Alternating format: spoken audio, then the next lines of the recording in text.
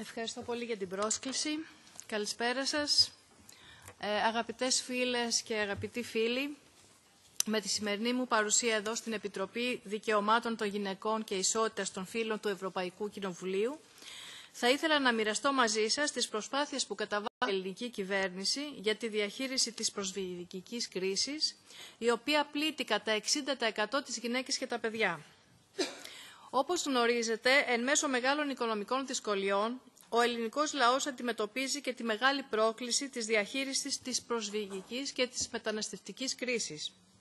Μια πρόκληση παγκόσμια, την οποία μπορούμε να την αντιμετωπίσουμε μόνο συλλογικά και με βάση τις αξίες μας, χωρίς να χάνουμε την ανθρωπιά μας, η οποία δεν τίθεται υπό όρους.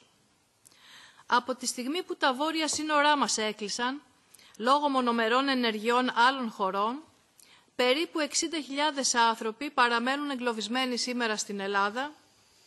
Η άμεση αυτή ξενοφοβική αντίδραση λειτουργήσε πολύ συχνά όχι και έλευσμα να θυσιαστεί το διεθνές δίκαιο και να επαναπροωθούνται πρόσφυγες, ακόμα και διακινδυνεύοντας τις ζωές τους στη θάλασσα. Πολύ συχνά ο σεβασμός του διεθνούς δικαίου θεωρήθηκε πολυτέλεια και όχι αναπόσπαστο μέρος της ολοκληρωμένης και αποτελεσματικής διαχείρισης της μετανάστευσης.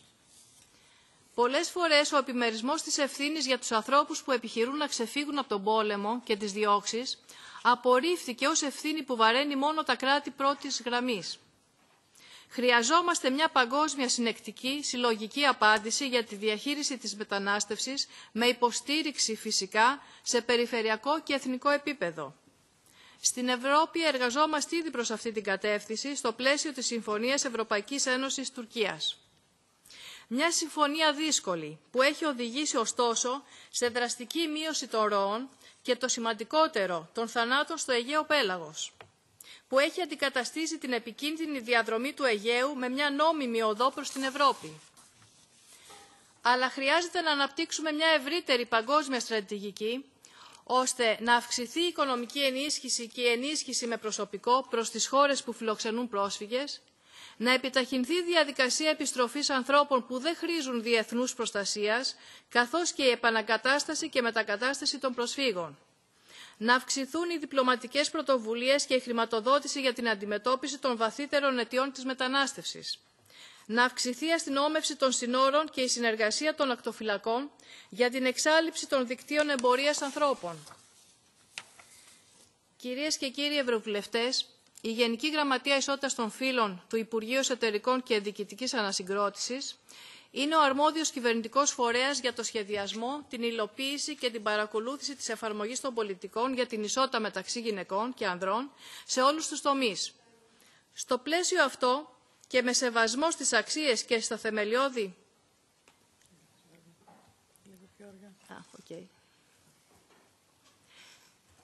Στο πλαίσιο αυτό και με σεβασμό στις αξίες και στα θεμελιώδη ανθρώπινα δικαιώματα, στέκεται αλληλέγγυα και συντονίζει τις δράσεις της με όλους τους συναρμόδιους φορείς για τη διαχείριση της προσφυγικής κρίσης. Στο σχέδιο δράσης για την ισότητα των φύλων 2016-2020 περιλαμβάνονται δράσεις και στόχοι πολιτικής για την καταπολέμηση του κοινωνικού αποκλεισμού των γυναικών που υφίσταται πολλαπλές διακρίσεις, με έμφαση τις γυναίκες πρόσφυγες και τα παιδιά τους.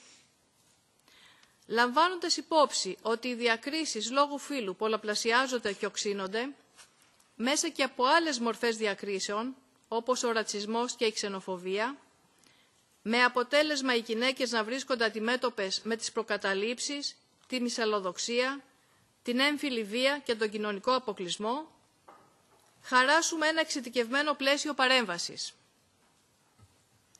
Συγκροτήσαμε τη Συντονιστική Επιτροπή για το συντονισμό και την παρακολούθηση του έργου της Γενικής Γραμματείας Ισότητας και άλλων συναρμόδιων φορέων, καθώς και της τοπικής αυτοδιοίκησης, σχετικά με τη διαδικασία εντοπισμού, παραπομπής, φιλοξενίας και παροχής υποστηρικτικών υπηρεσιών σε γυναίκες πρόσφυγες, θύματα ή ενδυνάμει θύματα βίας και στα παιδιά τους ή σε γυναίκες πρόσφυγες, αρχηγούς μονογονεϊκών οικογενειών.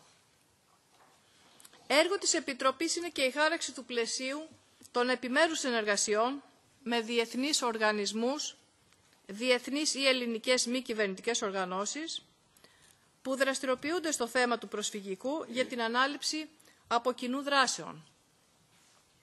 Στο πλαίσιο αυτό θέλουμε να αξιοποιηθεί θετικά το δίκτυο των 61 δομών για την πρόληψη και την καταπολέμηση της βίας κατά των γυναικών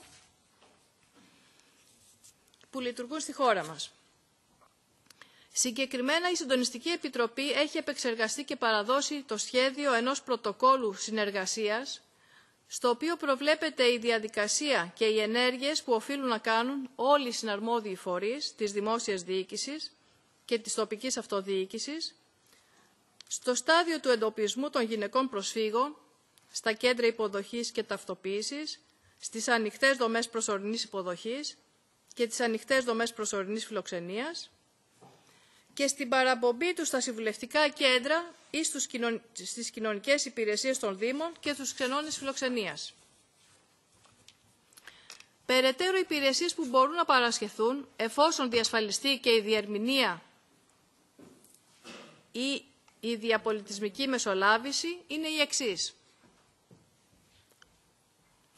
Ασφαλής διανομή στους ξενώνες φιλοξενίας, σύτηση, κοινωνική και ψυχολογική στήριξη, νομική συμβουλευτική, εργασιακή συμβουλευτική, δυνατότητα παραπομπής σε υπηρεσίες υγείας, κοινωνικές υπηρεσίες κλπ. Με την ολοκλήρωση αυτής της διαδικασίας, όλα τα στελέχη της δημόσιας διοίκησης και αυτοδιοίκησης που αποσχολούνται στα κέντρα υποδοχής και ταυτοποίησης, σε όλες τις δομές δηλαδή που έχουμε, θα μπορούν να συντονίζονται μεταξύ τους για τη διαχείριση περιστατικών έμφυλης βίας ή γυναικών προσφύγων που χρήζουν άμεσης παρέμβασης και συνδρομής. Ενώ παράλληλα η Συντονιστική Επιτροπή θα παρακολουθεί την πορεία των αιτημάτων φιλοξενίας από ειδική βάση δεδομένων που ήδη υπάρχει για τις περιπτώσεις γυναικών θυμάτων βίας και τώρα θα αποκτήσει ειδική καταγραφή για τις ωφελούμενες γυναίκες πρόσφυγες και τα παιδιά τους.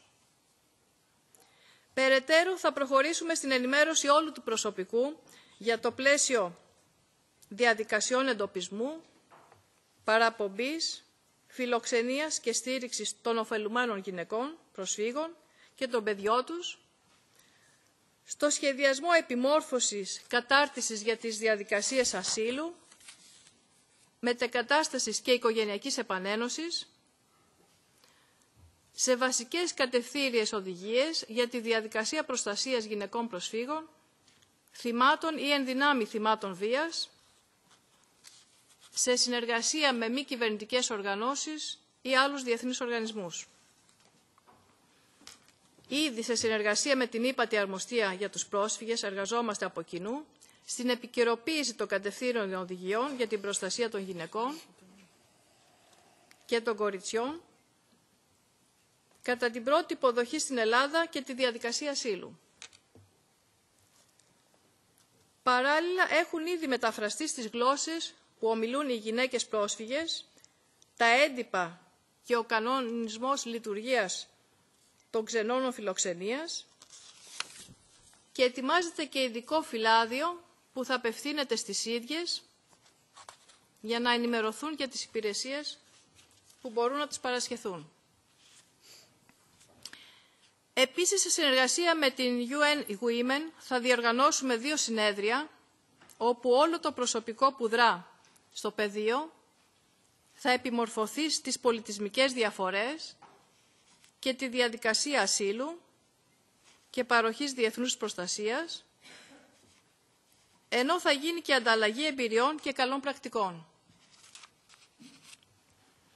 Αγαπητές φίλες, αγαπητοί φίλοι, σας περιέγραψα συνοπτικά τον μέχρι σήμερα σχεδιασμό μας, ενώ αρκετά σύντομα θα συντονίσουμε τη δράση μας και με άλλα συναρμόδια υπουργεία στην κατεύθυνση του σχεδιασμού και της υλοποίησης δράσεων που θα συνδύνουν στην κοινωνική ένταξη των γυναικών προσφύγων και των παιδιών τους στην ελληνική κοινωνία. Ήδη το Υπουργείο Παιδείας ξεκινά τη λειτουργία δομών υποδοχής εκπαίδευσης προσφύγων, με στόχο να καλυφθούν φέτος περίπου 22.000 παιδιά. Ήδη έχουν αρχίσει να πηγαίνουν στα ελληνικά σχολεία προσφυγόπουλα. Ενώ μέσα από το νέο νόμο που έχει προωθηθεί στη Βουλή των Ελλήνων για την κοινωνική και αλληλέγγυα οικονομία, θα αναζητήσουμε δυνατότητες ώστε οι γυναίκες να μπορούν να απασχοληθούν ή και να δημιουργήσουν συνεταιριστικές επιχειρήσεις. Τέλος, θεωρούμε ότι σε συνεργασία και με το Υπουργείο Πολιτισμού ή τις περιφέρειες μπορούν να διοργανωθούν πολιτιστικές εξορμήσεις των γυναικών προσφύγων και επαφή τους με το πολιτιστικό περιβάλλον της χώρας που τις έχει αγκαλιάσει και τις έχει υποδεχτεί. Κυρίες και κύριοι Ευρωβουλευτές, θεωρούμε κρίσιμη τη συμβολή της δικής σας Επιτροπής για την ανάδειξη του παγκόσμιου χαρακτήρα της προσφυγικής κρίσης και την από κοινού ανάληψη ευρωπαϊκών πρωτοβουλειών που θα στηρίζονται στις κοινές αξίες του ευρωπαϊκού οικοδομήματος, του σεβασμού των ανθρωπίνων δικαιωμάτων, της αξιοπρέπειας και της δημοκρατίας, ώστε να περιθωριοποιηθεί και αποφευχθεί ο κίνδυνος της μυσαλλοδοξίας, του ρατσισμού και της ξενοφοβίας. Ευχαριστώ πολύ για την προσοχή σας και περιμένω τις δικές σας προτάσεις.